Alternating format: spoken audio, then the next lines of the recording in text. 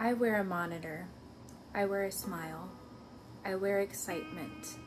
I wear energy, dissociated into puzzle pieces put together in such a fashion as to be worthy of being seen. I wear a heart monitor because my heart is tired, broken over everything I have to wear. Being burnt out possibly sent me to the ER via ambulance. I'm wearing a heart monitor. I don't know if you can see it. And yeah, I have been dealing with a lot of weird physical symptoms, and I was taken from work in an ambulance to the ER because I was having heart attack symptoms, and it was very scary and traumatic.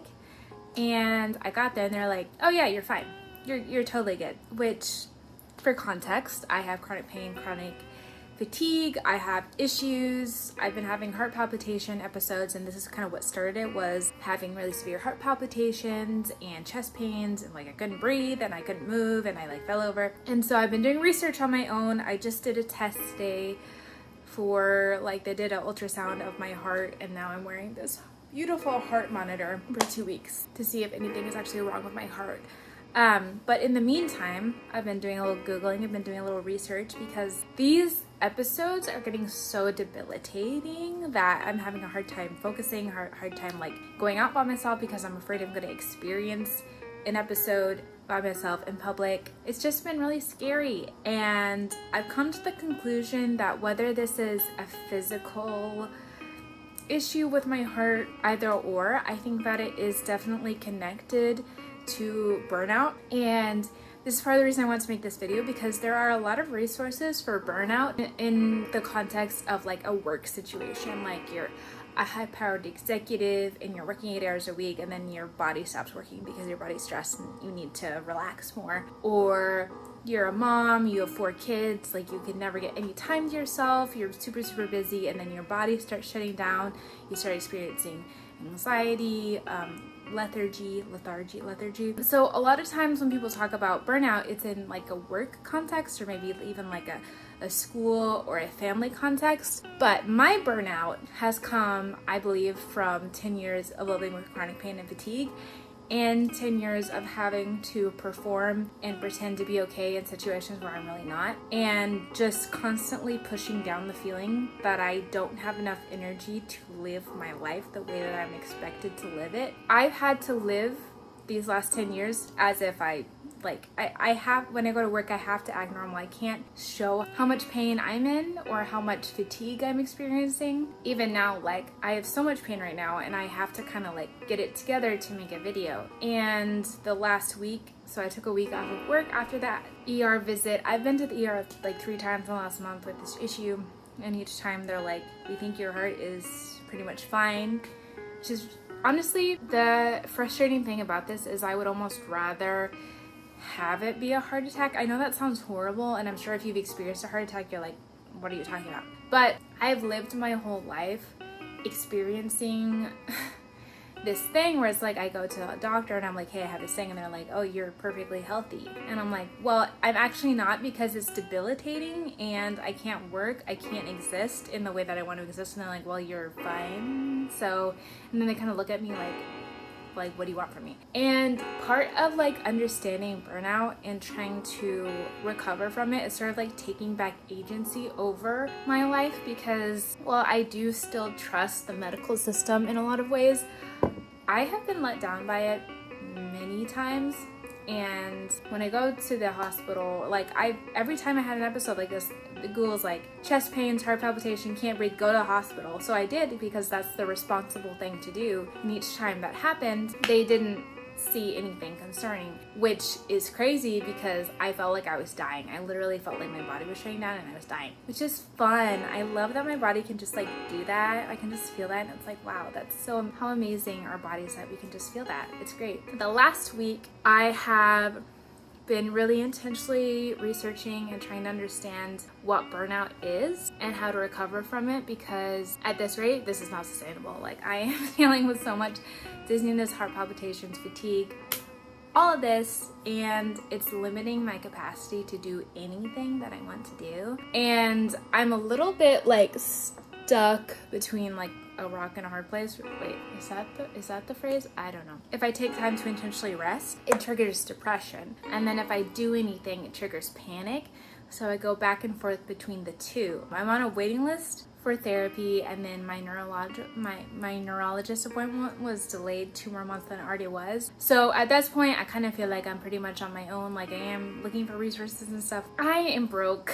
I don't have like the resources that someone would have if they had more income. I'm really just kind of like one man winging it over here, just trying to figure out like, how can I help myself in this moment, in this season of life where I really don't have that many resources. I guess I'll just talk about the first week of trying to recover, because like, it's honestly been horrible.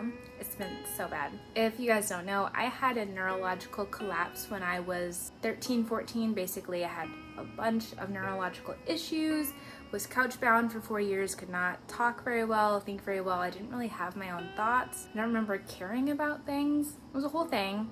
And I slowly came out of that, 18, 19. And through this process of my burnout recovery, I realized that I do not feel safe actively resting my body, because when I do that, I'm afraid that I'm just gonna lose all momentum, all energy. I'm gonna just go back to that place that I was as a teenager, where I couldn't take care of myself. I could barely move.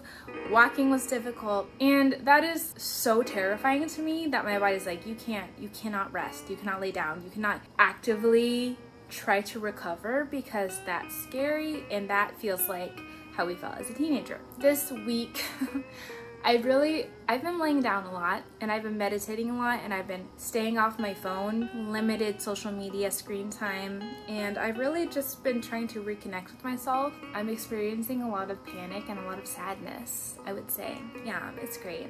I love that for me. And yeah, just a lot of that back and forth, kind of yo-yoing back and forth. And there's this big emphasis on self-care when you're recovering from burnout, and I totally get that. I totally feel that. I do want to do that, and I have been doing it a lot more. Like, I've been resting, meditating, stretching, exercising, trying to really take care of myself and take this time away from work to be able to do that. But at the same time, it's really driving me crazy. Like, I cannot sitting around. Even like, one thing I was doing to actively rest was I would do henna and like watch a show that really makes me feel safe, and it was very relaxing and calming. But then I looked up and I was like, it's 3 p.m. and I have like not done anything today, which is not even true, but it felt that way. And I was like, I feel like a horrible fucking person. Like, I'm the worst person in the world. Like, I can't get up and go do the things I need to do. I am constantly beating myself up for every decision that I make, and I think honestly that's where the fatigue is coming from. At least the mental fatigue is like, I can't make a decision without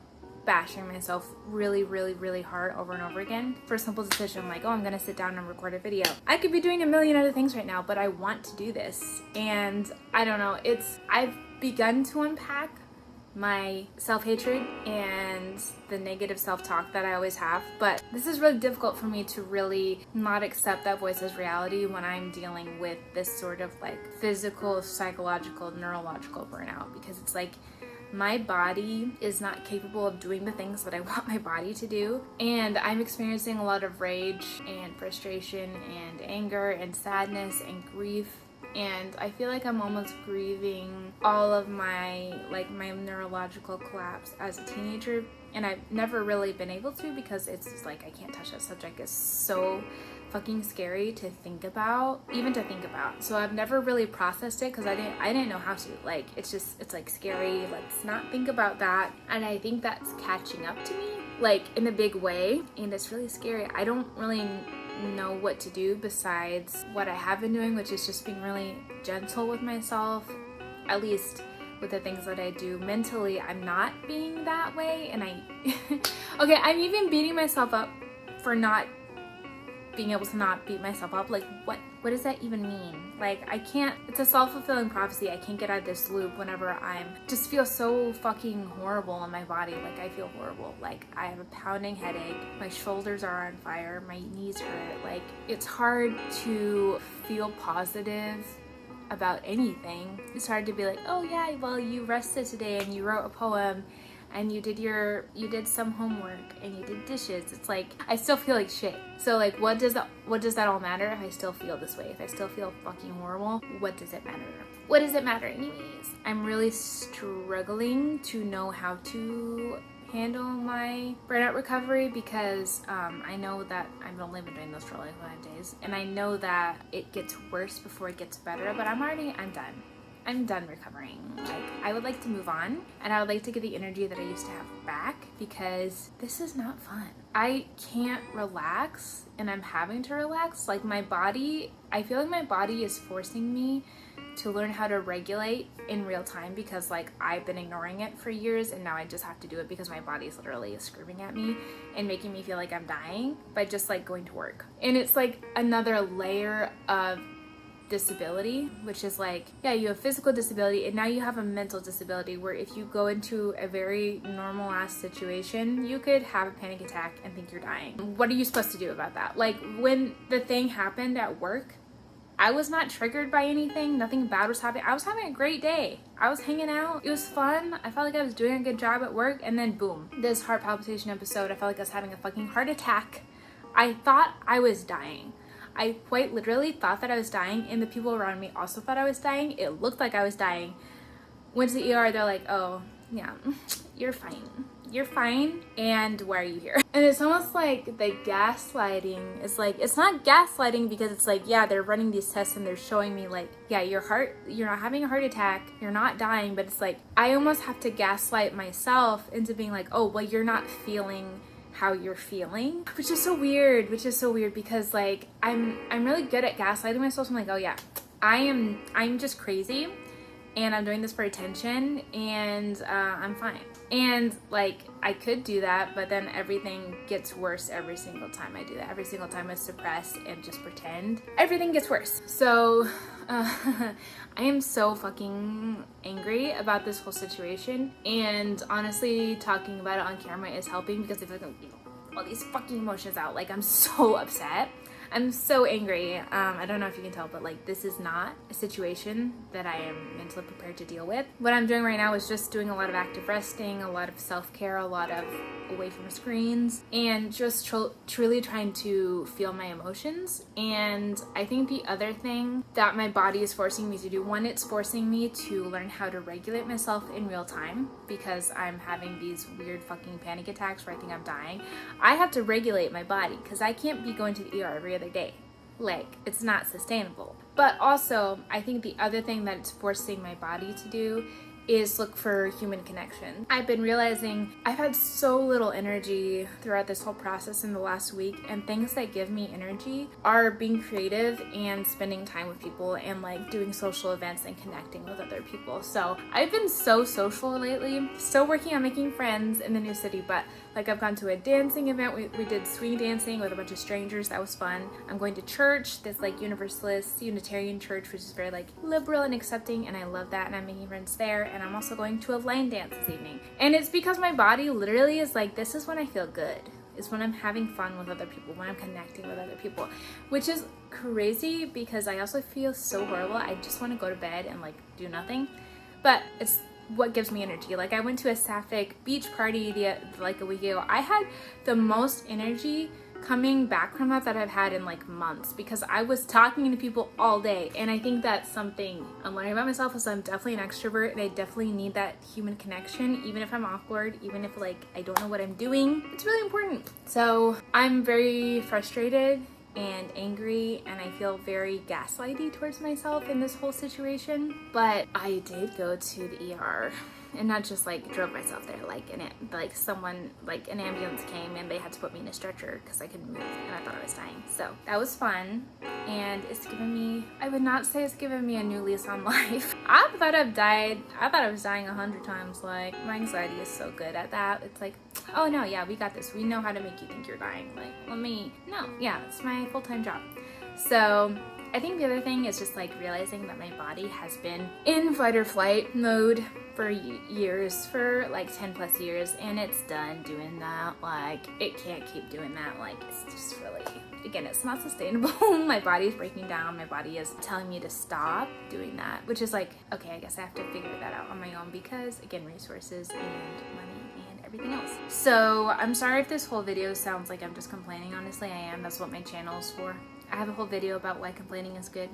And I don't have a lot of people that I can talk to about this in a truly unfiltered way. And I think I needed to just sit down and talk and not be interrupted. Not that people are interrupting me or whatever, but like just be able to talk and not get any feedback, because I just need to let all of these emotions out, because I'm so angry. Like, I didn't realize this, but like a lot of the emotion that's coming out in this video is anger, and I don't feel comfortable expressing that around people, because I'm like, I don't want to make, like, I'm not angry at them, but I am angry at this situation that is like ruining and destroying my life and making it hard for me to achieve things that I want to achieve. So this is a good outlet for me, and I'm glad that I'm making this video, and I'm gonna watch it back and I'm gonna take notes, because that's what I do. I highly recommend having a constant dialogue with yourself at all times if possible. That's what I wanted to talk about.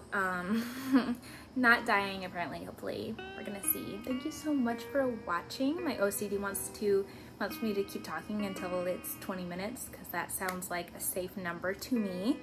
If you have any experience with burnout or fatigue or chronic pain, or just being traumatized in your body, not reacting super well to being traumatized, I'd love to hear about it. And yeah, I hope you have a good rest of your day, waiting until it says 20 minutes, and then I will stop recording. Okay, bye.